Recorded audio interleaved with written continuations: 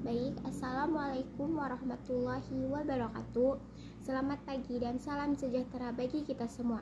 Perkenalkan, nama saya Siti Rohimah selaku moderator yang akan menuntun berjalannya presentasi dari kelompok 2 yang terdiri dari Adisti Nurul Fitri, Muhammad Zalil, Saskia Kansa, Teti Zulfahwati, Siti Rohimah, dan Farhan.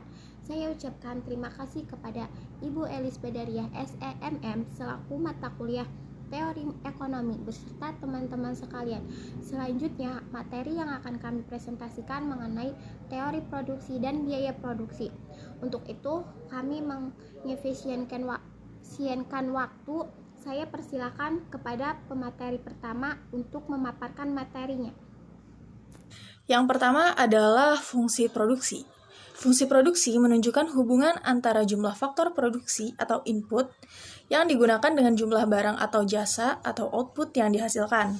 Selanjutnya ada short run versi long run. Short run atau jangka pendek adalah periode di mana input-input tertentu dianggap relatif tetap, tidak dapat diubah begitu saja tanpa biaya besar dan waktu yang lama. Contoh dari input tetap atau fixed input yaitu mesin, peralatan. Lalu contoh input berubah atau variable input adalah tenaga kerja. Untuk long run atau jangka panjang adalah periode di mana seluruh input data dapat dirubah dengan mudah.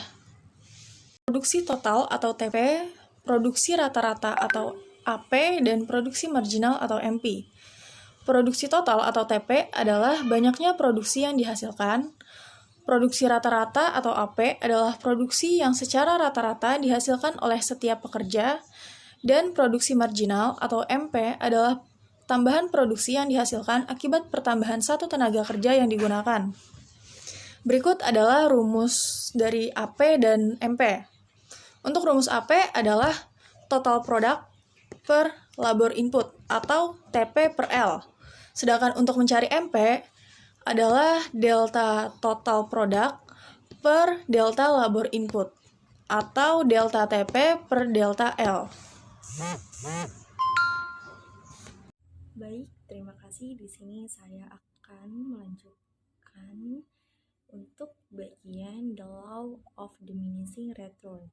Itu sebagaimana hukum yang menyatakan apabila salah satu faktor produksi terus-menerus ditambah sebanyak 1 unit, pada mulanya produksi total akan semakin banyak pertambahannya. Tetapi setelah mencapai tingkat tertentu, produksi tambahan akan semakin berkurang dan mencapai nilai negatif. Seperti halnya ketika jumlah tenaga kerja sedikit, MP meningkat karena adanya spesialisasi. Sebaliknya, ketika jumlah tenaga kerja banyak, MP akan menurun karena adanya inefisiensi. Dan di sini ada salah satu contoh label. Di sini saya akan menjelaskan sedikit tentang label tersebut, yaitu bahwa penambahan tiap faktor produksi dengan satu satuan semula-mula terdapat penambahan produk kenaikan hasil yang bertambah. Seperti ini kita bisa dilihat dari produksi rata-rata yang terdapat pada tabel tersebut, yaitu ada 10, 15, dan 20 satuan yang kemudian disusul oleh penambahan produk kenaikan hasil yang berkurang. Di dalam tabel tersebut terdapat 20, 19, 18, 16, 14, 12, dan 10. Dan di sini juga ada salah satu contoh kurva produksi total maupun grafik yang menggambarkan dari tabel tersebut, yaitu hubungan antara faktor produksi dengan produksi, bahwa semakin meningkat penggunaan faktor produksi akan meningkatkan produksi pada suatu titik penggunaan faktor produksi sebesar yang telah ditentukan, dan akan tercapai kondisi produksi maksimum. Apabila produksi faktor ditambah lebih besar dari yang sebelumnya, justru akan menurunkan produksi. Sebagai contoh, penggunaan faktor produksi pupuk pada jumlah tertentu akan meningkatkan produksi sampai pada tingkat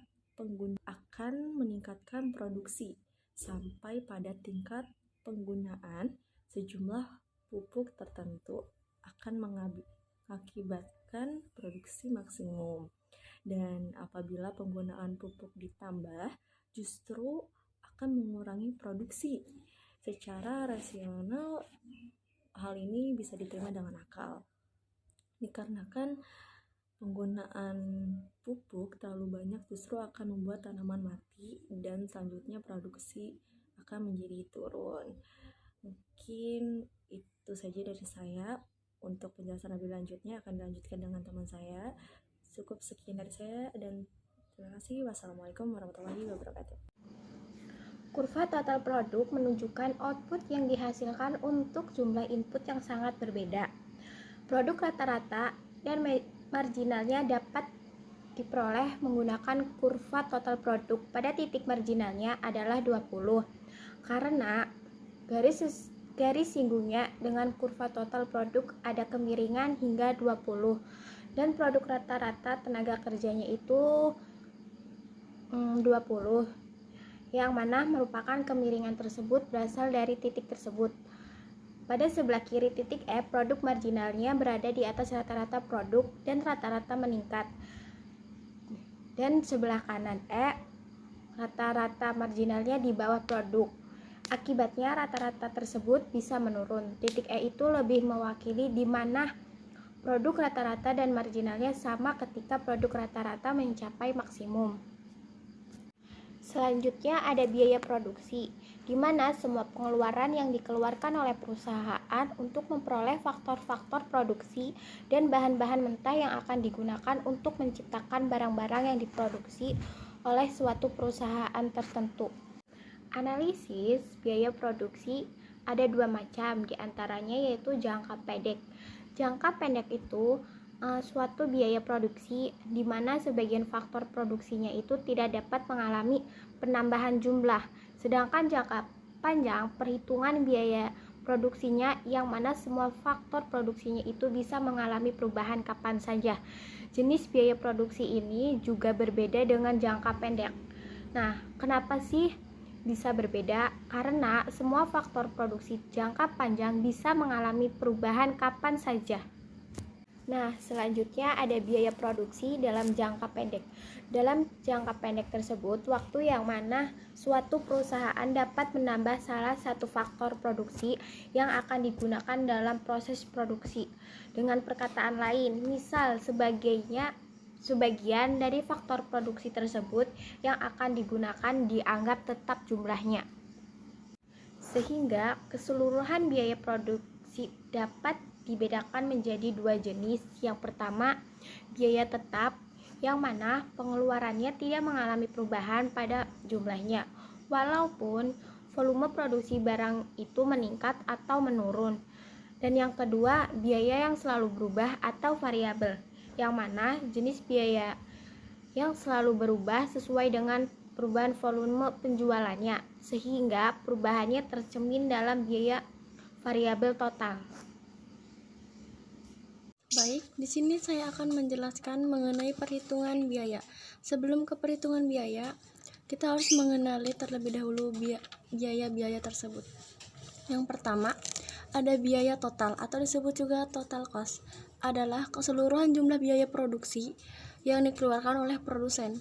Jadi, total cost ini adalah biaya yang dikeluarkan untuk memproduksi suatu barang dalam waktu tertentu. Dan yang kedua, ada biaya tetap atau disebut juga fixed cost, adalah dikeluarkan untuk memperoleh input tetap. Contohnya itu seperti sewa gedung sebesar 10 juta per bulan dan peralatan sebesar 8 juta. Nah, itu merupakan contoh dari fixed cost yang merupakan jumlahnya tetap. Dan yang ketiga, ada biaya berubah, dikenal juga dengan variable cost, adalah keseluruhan biaya yang dikeluarkan untuk peroleh input yang dapat diubah jumlahnya.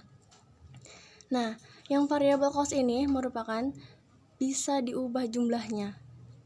Contohnya itu seperti listrik dan air sebesar 2 juta.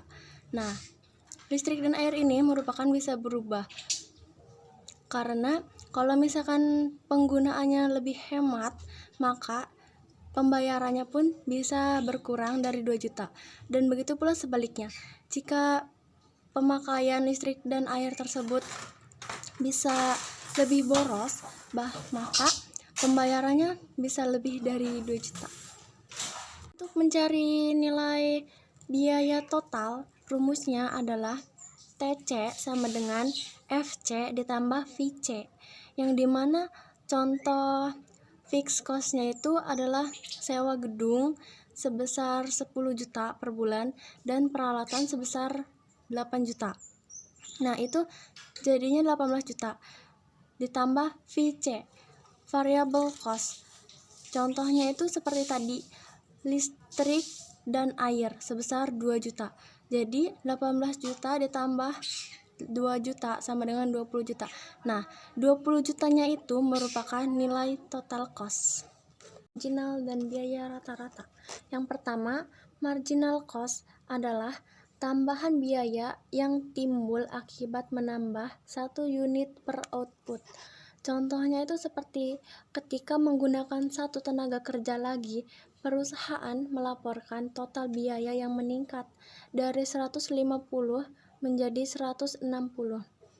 Maka 10-nya itu merupakan marginal cost.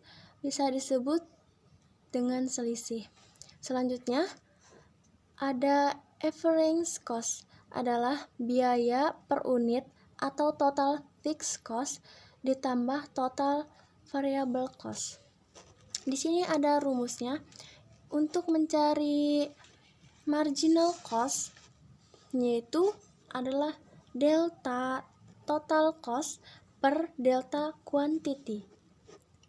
Untuk mencari biaya total rata-rata disingkat menjadi ATC, yaitu ada AVC ditambah AVC, atau juga bisa dengan TC per quantity. Biaya total rata-rata disingkat menjadi ATC, yaitu AFC ditambah AVC, atau bisa juga dengan rumus TC per quantity. Untuk mencari rumus biaya tetap rata-rata, ada AFC sama dengan biaya tetap per quantity. Dan juga untuk mencari biaya variable cost, yaitu variable cost per quantity. Di sini ada contoh tabel di mana ada output atau disebut juga quantity yang bernilai 0, 1, 2, 3, 4 dan seterusnya. Ada juga FC atau disebut juga biaya tetap. Ada 50, 50 dan seterusnya. Di sini juga ada tabel VC, artinya variable cost, dengan nilai 0, 50, 78, 98, 112 dan seterusnya. Kita mencari TC. TC itu rumusnya TC sama dengan FC ditambah VC. Jadi FC-nya itu nilainya 50 ditambah VC 0. 50 tambah 0 tetap 50. Jadi kita masukkan saja 50. Nah, contoh yang kedua. 50 FC-nya itu 50 dan ditambah VC-nya itu 50. Jadi hasilnya 100. Maka tulislah di TC itu 100. Begitu pula dan seterusnya. Kita untuk mencari MC, yang dimana rumusnya itu delta total cost per delta quantity. Jadi kita ngitungnya itu pertama yang delta TC dulu. Yang ini cara ngitung delta itu quantity 2 dikurangi quantity 1, yang dimana TC nya itu quantity 2 nya bernilai 100 dan kuantiti satunya bernilai 50. 100 dikurangi 50 jadi 50. Iya.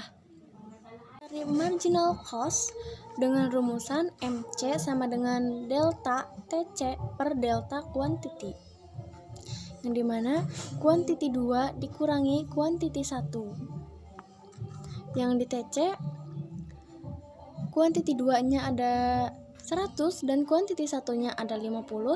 100 dikurangi 50 jadi 50. Nah, yang di quantity atau output ada 1 dikurangi 0 jadi 1, tetap 1.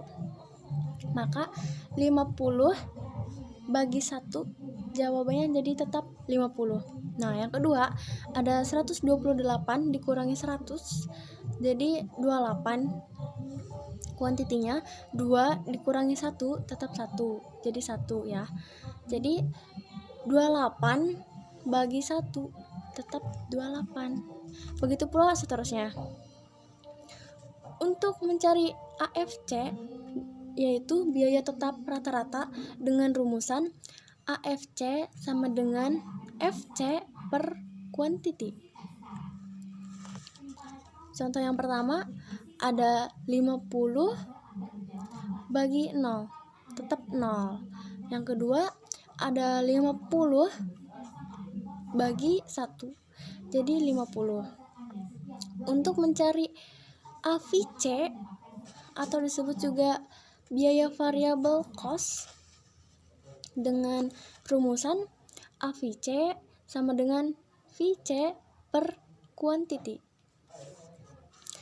Yang pertama 0 bagi 0 tetap 0.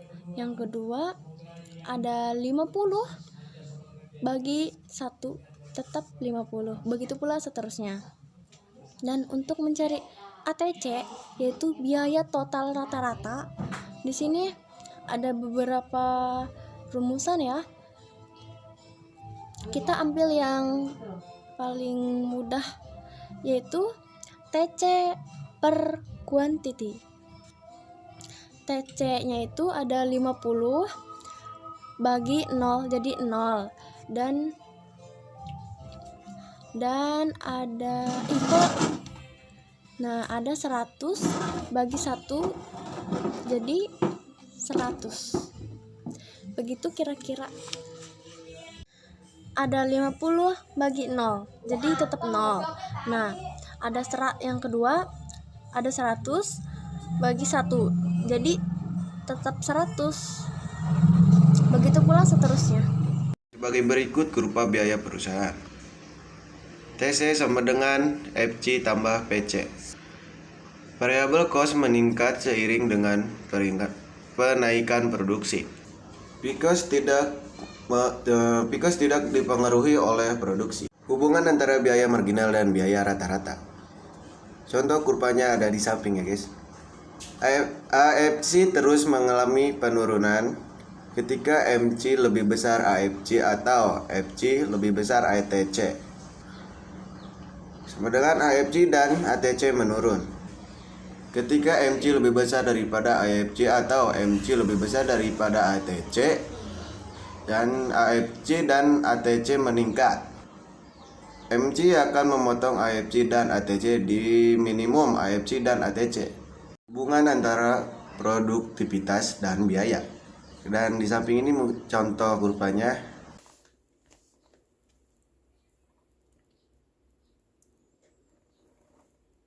Biaya produksi dalam jangka panjang. Dalam jangka panjang, perusahaan dapat menambah semua input yang akan digunakan.